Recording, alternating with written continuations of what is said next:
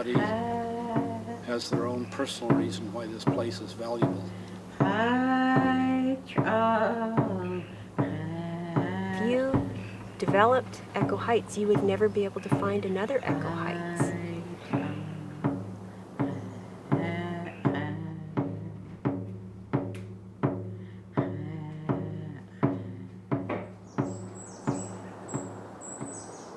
So my desire to speak to you would be that shared concern about what's happening to the land. And if we don't partner together, we're in big trouble, because you need to understand where we come from in our teachings. It's called traditional ways.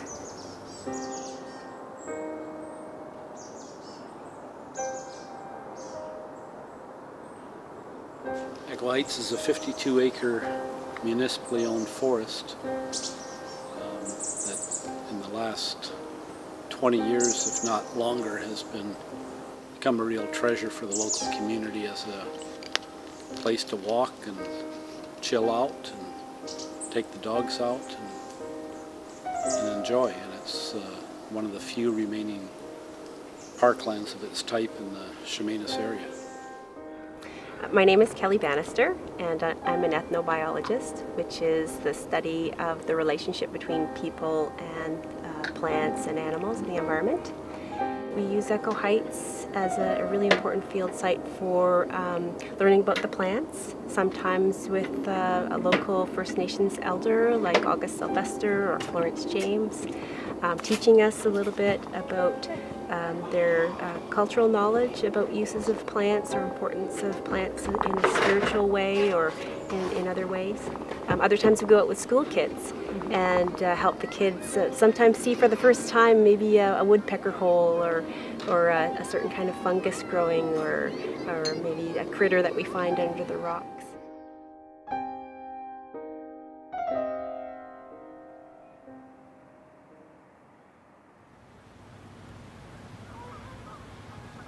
Up in the bay here, it's called Sunout Nates to us.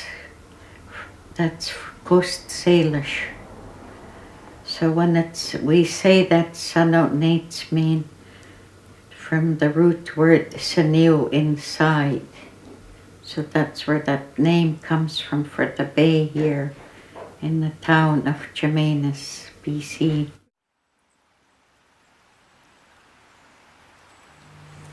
Up in the corner, there was a stream that came down from the main river. We call Chemainus River is our river. We call it S'Itlaquak. They always walked up towards the mountain. It's called Ilamatsan in our language. Means overflowing. Overflowing in what? Well, it was a rich mountain. So people used that for ceremonies, private and public. So they'd go up there, but you have to stop. Why you stop is because at the base of the mountain it's called Tamal.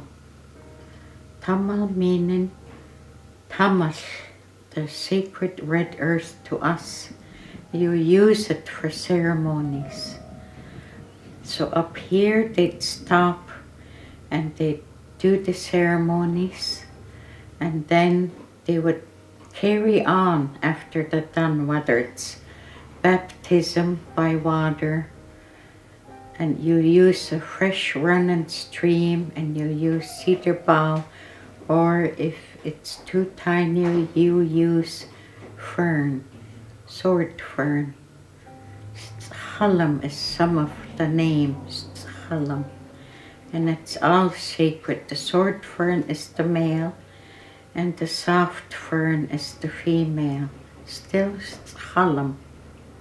After you leave the base of the mountain where the red earth was and you gradually work your way up, as you're going you're going to do different things. You're going to pick plants and medicines to dry. You're going to do some singing and praying.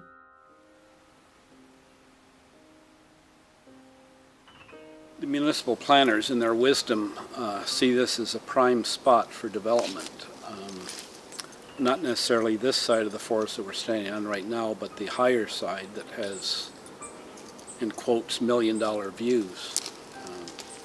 But there's so many other places within our community where development can happen, and this is an increasingly rare place in mid-Vancouver Island, and the reasons for protecting it far, far outweigh the reasons for developing it. That mountain feeds us. We're losing it acre by acre, sometimes 10, 20 acres. So it helps me to have that concern to share with you so that you could hear the story why we do certain things. There would be an infringement of First Nations rights if the use of the land would change. The issue comes into play when they actually subdivide the land. And when they subdivide the land into rural residential lots, they create an individual right to own those lands, those individual lots. And when they do that, then First Nations can no longer use those lands. There is a very serious potential for one or any or all of the affected First Nations to launch a court action if their rights are infringed, and many First Nations have in effect done that in the past. We're not going to wrestle together, we're going to work together. That's the importance of it. So that's telling you the purpose of the land to us. We've found out over the last few years by talking to a whole series of scientific experts like biologists and ethnobotanists that this place is very valuable as one of the last Gary Oak meadows in a coastal Douglas fir ecosystem. And we've also found out from our First Nation friends at both Penelakut and Halalt First Nations that this place has very significant cultural values going back centuries for the original peoples of this place.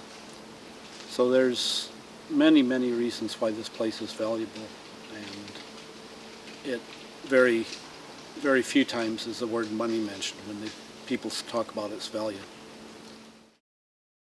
So I'm sharing my story the way I was taught, and some of it some people won't tell, but for me, I need to say what I said about the ceremony because it's our richness in our heart, and when we go to share it with you, you understand the relationship between us, the air, the wind, the fire, the land. They're all the four special elements. And so if we respect it, it might help to save it. The thing about Echo Heights is that it offers us a very wide diversity of types of landscapes, all within that 52 acres. In a safe environment, there's trails, it's accessible, it's within walking distance. There's nothing like it that is accessible to the public in this area. Over the last few years, numerous surveys from Ipsos Reid to Chemainus Residents Association sponsored surveys and municipal surveys, as well as environmental assessments and other scientific studies have shown that there's just overwhelming support in Chemainus and greater North Cowichan for preservation of Echo Heights. I would just really encourage the North Cowichan Municipal District and all local governments in the Cowichan Valley to make the right decision about how to consult with First Nations. I've seen a number of situations where First Nations can certainly actively pursue a court action against local governments, and it doesn't have to be that way. There can be meaningful processes set up within current local government legislation and policies They just need to pursue it and to properly address those issues rather than it become a combative issue, because we're all here to live here. We all want to respect our neighbors. There's just a better way to do it. There are other municipalities that are seeking out tracts of land that are just like Echo Heights. An intact chunk of land, 50 somewhat acres, is a reasonable size. The diversity that you see, you've got wetlands, you've got forest, you've got rocky outcroppings, you've got camas growing, you've got a diversity of little ecosystems all within that one area with interconnected trails. And it's a gem. It's something that you would never, if you developed Echo Heights, you would never be able to find another Echo Heights. Not just land, it has its purpose. And we only take from it what we need, not a whole lot. So when we go back, we'll have a blessing back to us for respect and not taking everything out. So that's the meaning of it. So for you, you could understand our relationship. It's a symbiotic one.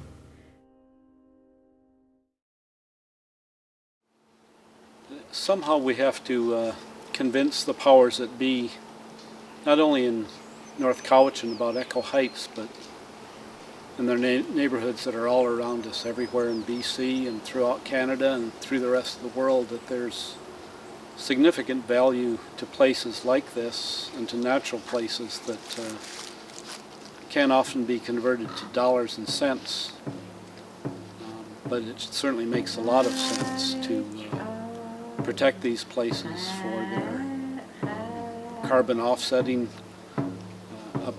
abilities and their importance to people in this hectic modern life, to find quiet places and special places, and the great importance to children who are getting more and more divorced from the natural world, and this is a great living classroom. The humans are sacred, the land is sacred. Everything about what we do should be in our thoughts sacred. People, for a whole bunch of different reasons, are passionate about this place called Echo Heights. And I think when people are passionate, we need to listen to that, we need to understand that, we need to honor that. And that's what I encourage us to do.